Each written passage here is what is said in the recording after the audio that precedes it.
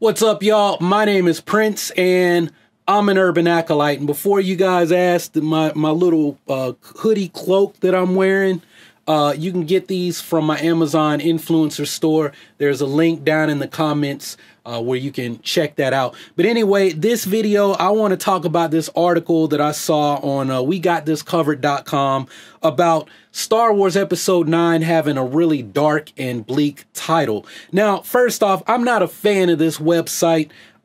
They put out a clickbait article that got shared in the Star Wars Hub community. Some of, you know how most people are, they don't read, they read the title and start leaving comments without actually reading the article. It was a completely clickbait article, and once you read it, the article basically debunks itself. But I thought this was interesting to share. Their article, a lot of people, I'm not going to read the whole thing. Basically, their article is coming from somebody on Reddit. Normally, I trace this stuff back to the Reddit post, but I'm being lazy today. I'll just be honest with y'all. I feel like looking it up on Reddit. But it comes from User Planet of Misfit Soldiers, and he claims to have inside knowledge on Episode 9 and its tie-in merchandise. I think they said that like a brother or somebody...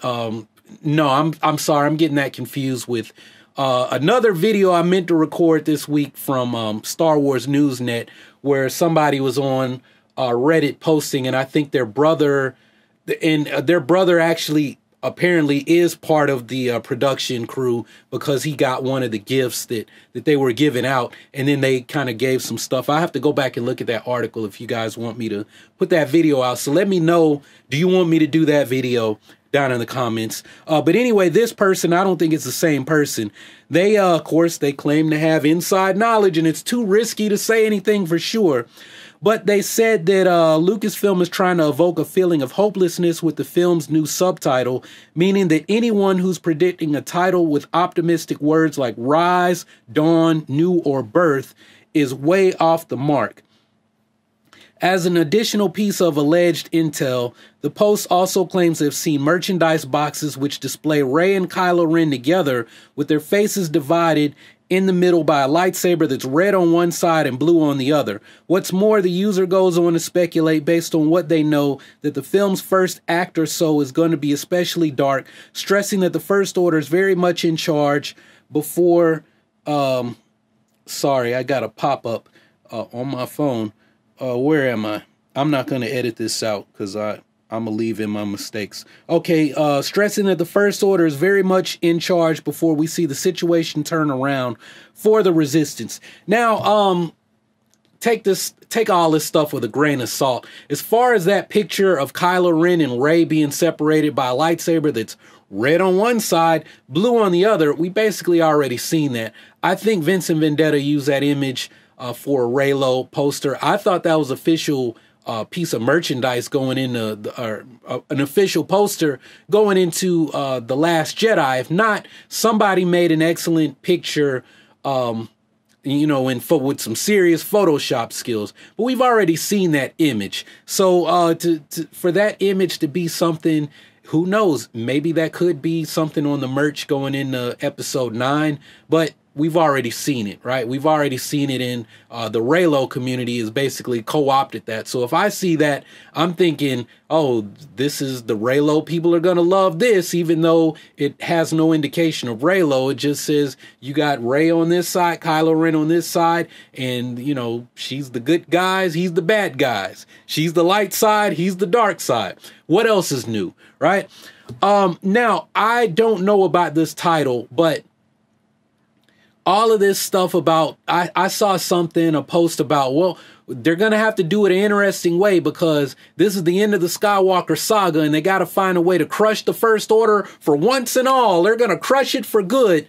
I don't see that happening. I'm consistent with this until we see footage or I get some indication of something different, right? Now, this is, Prince, you say both sides. Prince, you're, right, this is what my detractors like to say, is that I give both sides of the argument, or I change my stance, right? This is, when you have new information, of course you can change your mind, but I'm usually consistent with whatever I say. And what have I been consistent about? That the First Order is not going to be crushed. They're not going to be defeated. Defeat for the First Order, as I see it, is going to be that maybe Hux, maybe you have new leadership. Kylo Ren gets ousted, right? But he's still pursuing the dark side. He's got his own cult around him, or a new organization. Maybe Kylo Ren goes off and becomes a hermit, right? We see the opposite, because I really feel like when they said going into The Force Awakens, this guy is the opposite of Luke Skywalker. What did Luke do after Return of the Jedi? He went off to pursue the secrets, the lost knowledge, everything, learn everything he could about the Jedi. After Jakku, Luke dipped out, right? And that's what we got in the Legends of Luke Skywalker. Why can't Kylo Ren do the same thing? The rebirth of the Sith, or learning more about the dark side of the Force. He goes off into the unknown regions of space, never to be seen again until he reemerges 10 years, 15 years, whenever, right? And everybody else is still dealing with the First Order. The First Order is too big, right, to just go down all at once. Right? I'm sure that over 30 years' time that they have some kind of backup plan, some kind of a contingency plan, the same way Palpatine did, I would hope, right? But I don't see the First Order just losing, just being defeated so easily in this movie, right? I think that in some ways, and this is part of the backlash, right? The Star Wars is going for more realism for today's audience, right? The same political issues have always been part of Star Wars. I mean, you look at what was going on with the Iraq wars and everything, Operation Enduring Freedom, Operation Iraqi Freedom during the prequels, but somehow people kind of missed it. They kind of didn't pay attention to what was going on. And now that we've got a more woke society, right? We got everything going on in politics today. Now people are more aware of, because of the internet, right? They're more aware of these social justice issues and whatnot. And so now it's like, this is social justice warrior nonsense, and it's pandering to the liberals. And it's like, Star Wars has always done that. You're just more aware of it now. Star Wars has always done that, right? Some of these goons and game players need to read The World According to Star Wars and learn a thing or two, instead of just listening to a talking head that's screaming in the microphone till he's red in the face and looking like a fucking tomato, right? But that's something for another time, right? My point is that people are more aware of the issues, and that also plays into the story, right? If everyone lives happily ever after and you blow up their big super weapon and that's it, I don't think the audience is going to buy it today the way they did in 1984, 1983, in the early 80s, right? I think that it's like, and the fact that when Death Star #2 blew up and you had Yub Nub, as far as anyone knew, that was it. George was done. He was like, yo, man, I'm kind of tired. I think I want to go do something else now. I want to make some artistic films and sell some toys and kind of eating my McDonald's hamburger. And, you know, he was ready. He was kind of done with Star Wars, and we didn't get any more Star Wars until, like 1998? All right, 14, 15 years later. Now, we want to make more movies. We've got this whole galaxy, right, that we can explore. We can stretch out. What they did it with Legends. People want more Star Wars, and it doesn't have to be tied directly to Luke and Leia and Anakin, right? You can tell stories about the old Republic. You don't have to even talk about Revan, right? Let's say Revan is a Star Wars myth. He's a Star Wars legend.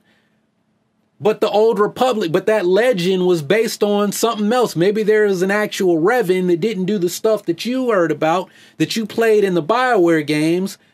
But hey, He saw a threat. He went to war against the Mandalorians. He fell to the dark side because of all the war, and he became some kind of ruler. And then his apprentice rose up, and then he saw the error of his ways, and he led the Jedi to put down whatever he started. And that would be a great story. And people will hate it because it's not the story that BioWare told. But people who've never heard of Revan, because my big cuz DJ down in Phoenix, my cuz never heard of Revan. Some of y'all are, why are you talking? That's how my cousin talks.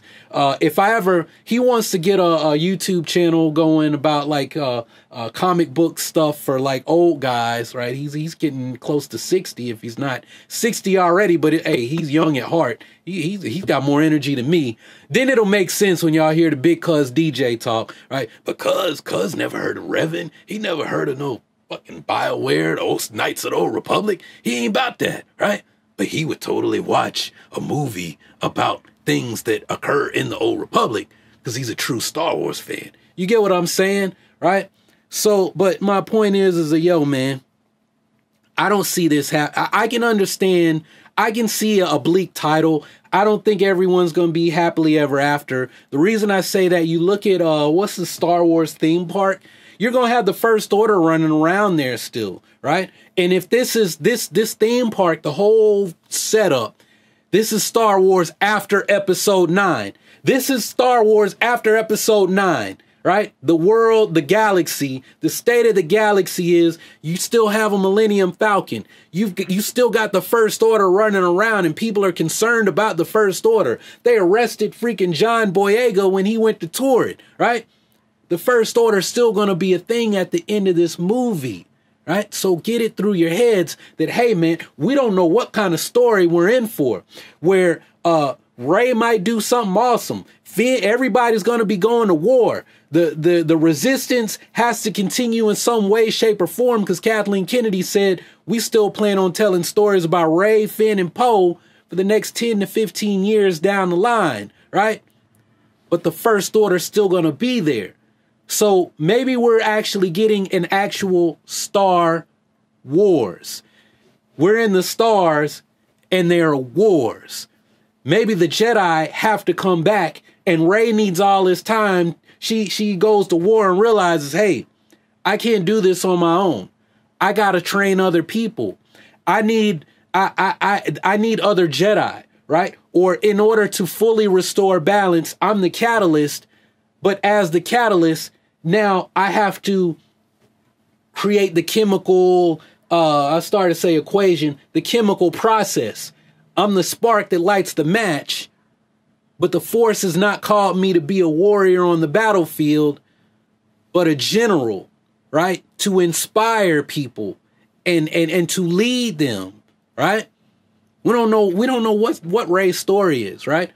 To meet and match Kylo Ren, right? I don't know. But all I'm saying is I think we're going to be in for a wild ride. For those of you who love Star Wars, hey, keep an open mind. Don't let all this clickbait, or should I say shit bait nonsense, get you down. Keep an open mind. Read it all with a grain of salt and accept that nobody knows anything. I don't even think the actors know what's going to happen, right? They might only be given, like Tom Holland's only given certain pages of the script in the Marvel movies that aren't Spider-Man. They might not even be able to look ahead and see, oh, well, what's happening in Act 3? Well, I'm not in Act 3. I'm just in this one part, right? Nobody knows anything except for JJ and company and Kathleen and the story group, maybe. So let's just strap in, wait until April when we get a teaser. Maybe we'll get a title later in a few weeks. And then the speculation will begin.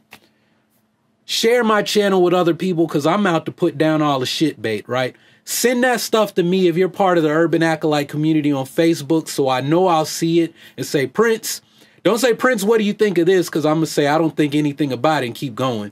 Kind of post it. Say, Prince, they're saying this, this, and this, so I can kind of summarize it in a few lines. Don't write me an essay, Amanda, because most of the time I'm either reading this stuff while I'm taking a deuce or in my part-time job where I kind of got to look at it quickly and then, put my phone up or maybe I don't want my battery to run down. But just a couple of sentences, post an article so I can, okay, okay, all right. And then I can read it, come home, record it, and attack it and get it out to you guys in a timely fashion. 2019, I'm out to put down all the shit bait. So share my channel, y'all. Hey, man, let people know that, hey, man, we don't want a repeat of what happened with The Last Jedi, where these less than zero channels that know less than zero about what they're talking about start setting people up with false expectations of what's going to happen in the movie, right? Because they're making stuff up, pulling out of their buttholes and everything else. So that's all I got to say about this. I want to hear from you guys, though. What do you think about basically what I've been trying to tell y'all all along is that the First Order is still going to be a thing after episode 9 wraps up, and we're still going to be dealing with that threat. If the events around the ending of the Skywalker saga continue. And I think it would be an excellent thing. What if you got something like Thrawn, Timothy Zahn's original Thrawn, right? The heir to the Empire or whatever. You got a situation like that, but it deals with all new characters. A rebirth of the Jedi Order, right? Whatever Finn and Poe are doing, whether Finn is Force sensitive, I would love it if we got this Knights of the Old Republic 2 Sith Lord situation where everybody in Rey's party turns out, oh, this is the next Jedi Council. They're all Force sensitive. They all have the Force. Even the idea that is being put out there that people have missed, that everyone does have the Force, and some people are just more gifted, right? What if Rey bends the rules and, hey, if you want to be a Jedi, you can be a Jedi. You can be a Jedi. You can be a Jedi. And you have just different kinds of Jedi out there. But if they want to become part of the Order, they can. Just some people are more gifted when it comes to things with the Force than others, right? But anyone can receive the training and be part of that community. It's almost what I'm trying to do here with Urban Acolytes. That would be interesting. So that's all I really got to say. Let me know your thoughts in the comments, and I'll be checking back to see what you have to say. If you haven't subscribed already, go ahead, click that subscribe button, and take your first steps towards becoming an Urban Acolyte. Embark on the journey of becoming the hero of your own story and become a force for change in your community. Make sure to support the channel. You can do that by checking out more videos and picking up some Urban Acolyte merch. Or just seeing what I have, what my picks are over on my Amazon store. But anyway, that's all I got for this one. Thanks for watching. Y'all keep on breathing. May the force of others be with you always.